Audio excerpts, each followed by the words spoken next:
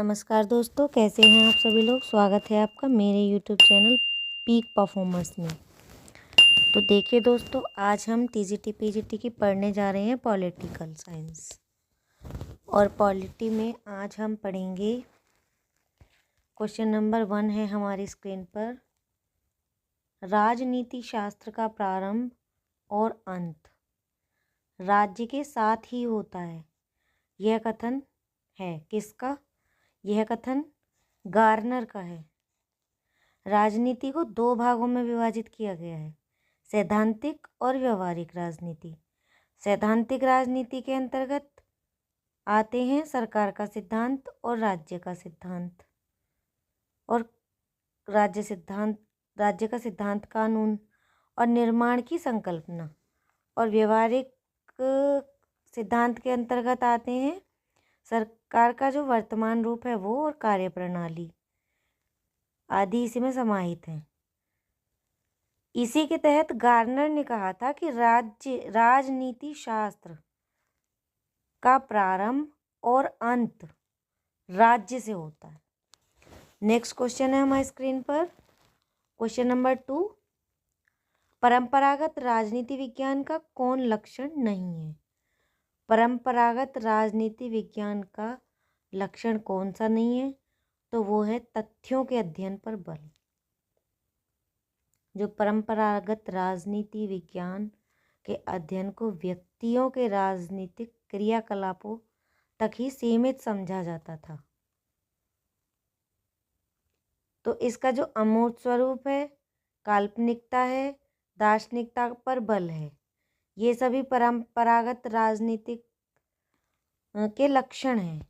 लेकिन जो तथ्यों के अध्ययन पर बल है, ये परंपरागत राजनीति विज्ञान का लक्षण नहीं है।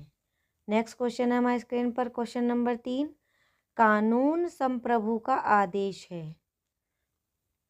कानून संप्रभु का आदेश है, यह कथन किसका है? तो दोस्तों यह कथन है आर्नस्टीन का, जॉन आर्नस्टीन। जॉन आर्नस्टीन को एकलवादी संप्रभुता का जनक भी माना जाता है। आर्नस्टीन ने अपनी संप्रभुता संबंधी विचार अपनी प्रसिद्ध रचना कौन सी में किए? लेक्चर्स ऑन जूरिस्प्रूडेंस में प्रस्तुत किया है। आर्नस्टीन ने संप्रभु को एक व्यक्ति विशेष में निश्चित बताया है। इसी संदर्भ में उसने कानून को संप्रभु का आदेश भी कहा है। नेक्स्ट क्वेश्चन है हमारी स्क्रीन पर, क्वेश्चन नंबर 4।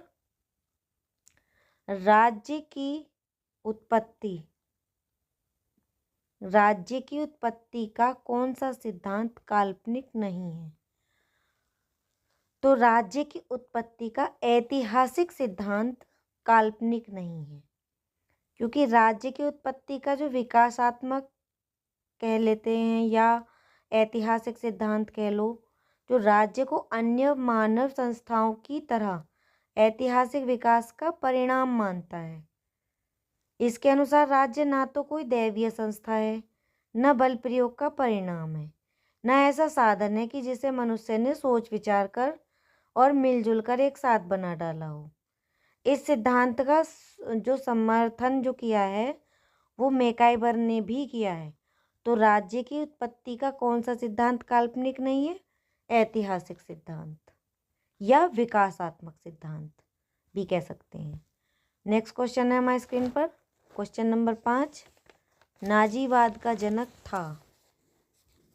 नाजीवाद का जनक था, तो नाजीवाद का जनक कौन था? नाजीवाद का जनक था हिटलर।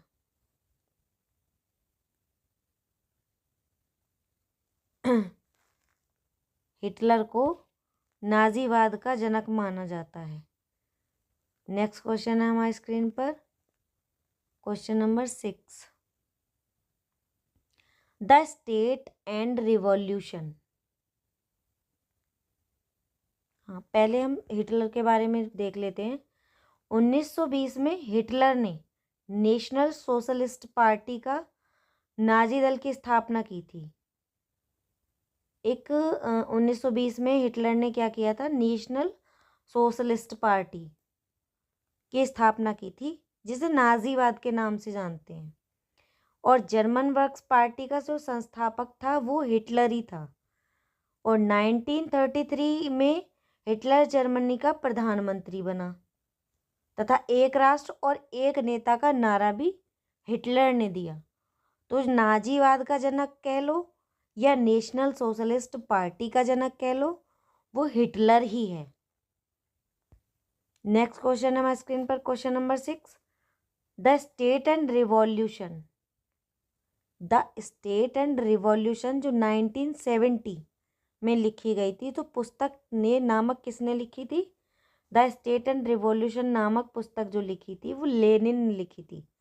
लेनिन ने अपनी पुस्तक द स्टेट एंड रिवॉल्यूशन में राज्य की उत्पत्ति तब होती है, बताया था कि राज्य की उत्पत्ति तब होती है जबकि संघर्ष को दबाना मुश्किल हो जाता है, तब राज्य की उत्पत्ति होती है।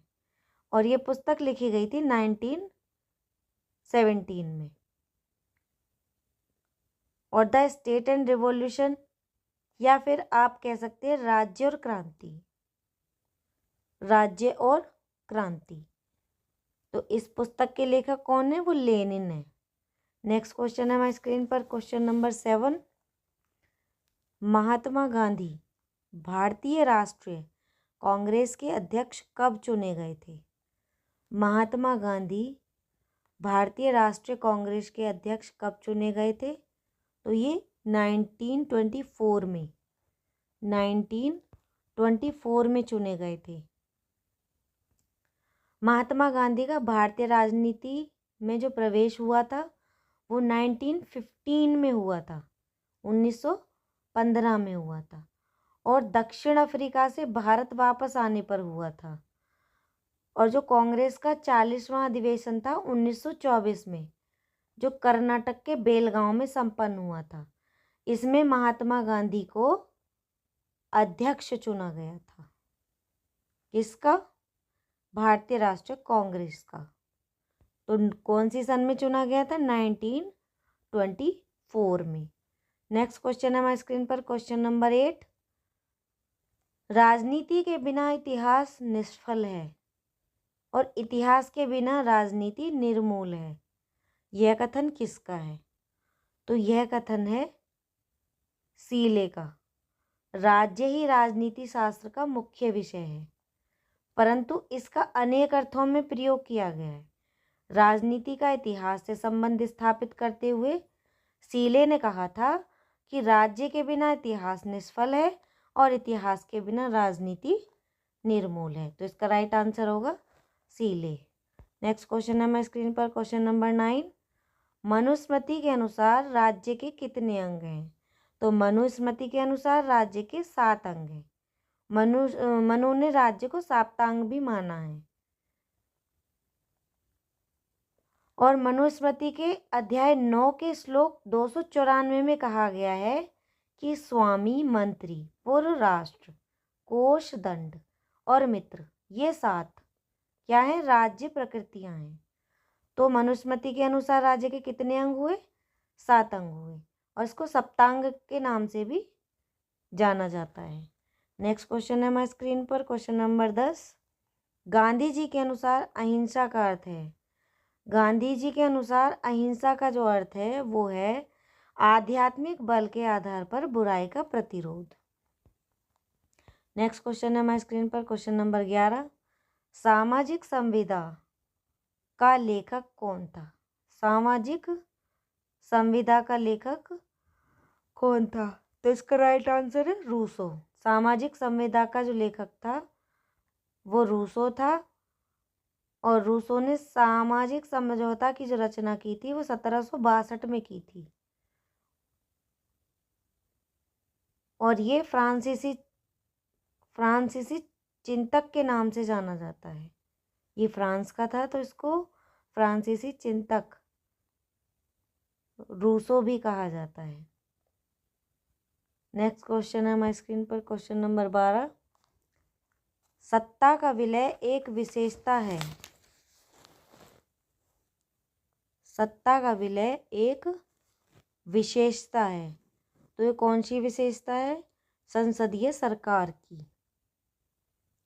संसदीय शासन व्यवस्था में कार्यपालिका शक्ति किसी एक व्यक्ति में निहित न होकर मंत्रिमंडल या कैबिनेट में निहित होती है। मंत्रिमंडल या कैबिनेट में निहित होती है। तो मंत्रिपरिषद को सामूहिक उत्तरदायित्व के सिद्धांत के आधार पर कार्य करना पड़ता है और सत्ता का जो विलय है वो संसदीय सरकार की एक विशेषता है। नेक्स्ट क्वेश्चन है हमारे स्क्रीन पर, क्वेश्चन नंबर 13। भारतीय संविधान का निर्माण किसने किया था? भारतीय संविधान का निर्माण किसने किया था? तो ये भारतीय संविधान का निर्माण संविधान सभा ने किया था। कैबिनेट मिशन की संस्तुतियों के आधार पर भारतीय संविधान का निर्माण जो करने वाला है वो संविधान सभा है और इसका गठन जो हुआ था वो जुलाई 1946 में किया गया था। संविधान सभा के सदस्यों की जो कुल संख्या उस टाइम थी वो 389 थी, जिनमें से 292 ब्रिटिश प्रांतों के प्रतिनिधि और 4 चीफ कमिश्नर क्षेत्रों के प्रतिनिधि एवं जो 93 थे वो देशी रियासतों के प्रतिनिधि थे। नेक्स्ट क्वेश्चन है हमारे स्क्रीन पर, क्वेश्चन नंबर 14। भारत का संविधान बनने में समय लगा। तो भारत का संविधान बनने में 2 वर्ष 11 माह 18 दिन लगा समय। नेक्स्ट क्वेश्चन है हमारे स्क्रीन पर, क्वेश्चन नंबर 15। भारतीय संविधान सभा के अध्यक्ष कौन थे? तो भारतीय संविधान सभा के जो अध्यक्ष थे वो थे डॉक्टर राजेंद्र प्रसाद। भारतीय संविधान सभा की जो प्रथम बैठक हुई थी वो 9 दिसंबर 1946 को हुई थी और जिसकी अध्यक्षता डॉक्टर सच्चिदानंद सिन्हा ने की, किंतु ये अस्थायी अध्यक्ष थे और जो स्थायी अध्यक्ष थे जो 11 दिसंबर 1946 को डॉक्टर राजेंद्र प्रसाद को स्थायी अध्यक्ष चुना गया था और भीमराव अंबेडकर संविधान सभा के प्रारूप समिति के अध्यक्ष थे। नेक्स्ट क्वेश्चन है हमारे स्क्रीन पर, क्वेश्चन नंबर 16। भारतीय संविधान में स्वतंत्रता का अधिकार, भारतीय संविधान में स्वतंत्रता का अधिकार किस अनुच्छेद में वर्णित किया गया है? भारतीय संविधान में स्वतंत्रता का अधिकार किस अनुच्छेद में वर्णित किया गया है? तो ये अनुच्छेद 19 में वर्णित किया गया है स्वतंत्रता का अधिकार। देखिए अनुच्छेद 19 की क्लोज 1 की सब क्लोज के में वाक स्वतंत्रता और अभिव्यक्ति की स्वतंत्रता दी गई है। 19 क्लोज 1 का ख में शांतिपूर्वक निरायुध सम्मेलन की स्वतंत्रता दी गई है और 19 की क्लोज 1 का ग संगम या संघ बनाने की स्वतंत्रता दी गई है। 19 की क्लोज 1 की सब क्लोज घ में भारत के राज्य क्षेत्र में जो सर्वत्र आबाद संचरण है उसकी स्वतंत्रता दी गई है और 19 की क्लोज 1 की सब क्लोज ण में भारत के किसी भाग में निवास करने और बस जाने की स्वतंत्रता दी गई है और 19 की क्लोज 1 की सब क्लोज 6 में कोई वृत्ति उपजीविका कारोबार की स्वतंत्रता दी गई है। नेक्स्ट क्वेश्चन है हमारी स्क्रीन पर, क्वेश्चन नंबर 17। संविधान में नागरिकों के मौलिक कर्तव्य किस संशोधन द्वारा जोड़े गए हैं? संविधान में नागरिकों के मौलिक कर्तव्य किस संशोधन द्वारा जोड़े गए हैं? तो ये सन 1976 के 42वें संशोधन द्वारा जोड़े गए हैं। 1976 के 42वें संशोधन द्वारा जोड़े गए हैं। नेक्स्ट क्वेश्चन है हमारी स्क्रीन पर, क्वेश्चन नंबर 18। संविधान प्रारूप समिति के अध्यक्ष डॉक्टर BR अम्बेडकर ने किस अनुच्छेद को संविधान का हृदय एवं आत्मा कहा है? तो इन्होंने संविधान की हृदय व आत्मा अनुच्छेद 32 को कहा है। संविधान के मौलिक अधिकारों में मनुष्यों को 6 मौलिक अधिकार प्रदान हैं। जिसमें से एक अनुच्छेद 32 के तहत संवैधानिक उपचारों का अधिकार को डॉक्टर भीमराव अंबेडकर ने संविधान की आत्मा कहा है। नेक्स्ट क्वेश्चन है हमारे स्क्रीन पर, क्वेश्चन नंबर 19। हमारे संविधान के किस अनुच्छेद में पर्यावरण का संरक्षण तथा संवर्धन उपबंधित है? तो इसका आंसर है अनुच्छेद 48 की क्लोज 1 यानी कि के, यानी कि संविधान के भाग 4 में राज्य के नीति निर्देशक तत्वों की अवधारणा दी गई है। इसमें अनुच्छेद 48 के तहत कृषि एवं पशुपालन का संगठन का अनुच्छेद 48 के तहत पर्यावरण का संरक्षण तथा संवर्धन और वन एवं वन्य जीवों की रक्षा करना दिया गया है। नेक्स्ट क्वेश्चन है हमारे स्क्रीन पर, क्वेश्चन नंबर 20। संविधान की किस अनुसूची में केंद्र और राज्य के मध्य शक्तियों का विभाजन उपबंधित है? तो ये 7वीं अनुसूची में है। इसका राइट आंसर है अनुसूची 7वीं अनुसूची।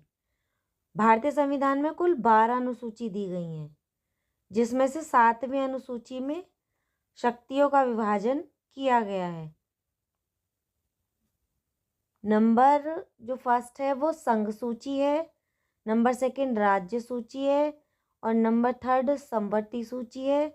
जबकि जो 8वीं अनुसूची में जो भाषा दिया गया है वो इस समय 8वीं सूची में भाषाओं की संख्या जो 22 दी गई है। तो संविधान के जो केंद्र और राज्य के मध्य शक्तियों का जो विभाजन उपबंधित है वो 7वीं अनुसूची में है। धन्यवाद दोस्तों, आज की वीडियो हमारी यहीं समाप्त होती है। अगर वीडियो आपको अच्छी लगी हो तो वीडियो को लाइक कर दीजिएगा, शेयर कर दीजिएगा और चैनल को सब्सक्राइब कर लीजिएगा। धन्यवाद।